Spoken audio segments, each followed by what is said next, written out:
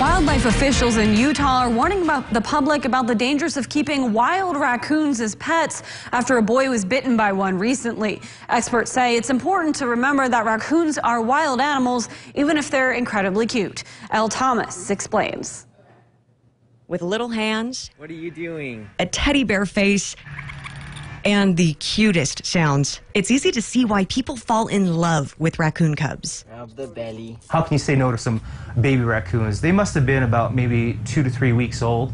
They could barely hold their head up. However, looking at them is one thing, but raising them, we didn't know what we were getting into. That's something Chris never thought he would do. He told me about the raccoons, they're gonna drown him, he picked them up. In fact, he didn't know anything about the wild animal.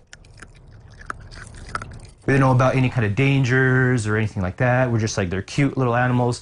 We're not gonna let them die. As the weeks went on, the cubs got older.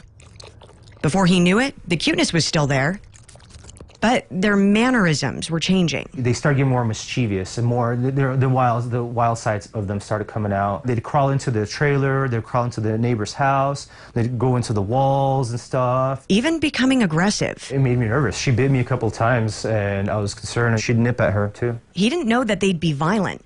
The other thing he didn't know, it's illegal to own a raccoon in the state of Utah without a permit. Raccoons are not native to Utah, and they are not a protected species. There can often be citations, and there often will be citations, most of which are a Class B misdemeanor. Despite the danger and legality of it, the Division of Wildlife Resources says many Utah families keep raccoons as pets. A recent encounter sending a 5-year-old boy in Uinta County to the hospital for emergency surgery. Little boy, walking through a field, and his neighbors had a pet raccoon, and the raccoon came up and, kind of attacked him, started scratching him, biting him. The raccoon ended up actually puncturing one of his bones. Hi, baby. The wild nature eventually led Chris to release his raccoons back into the wild before something like this could ever take place. Still, DWR says these bites are a reminder as to why you should never own one in the first place.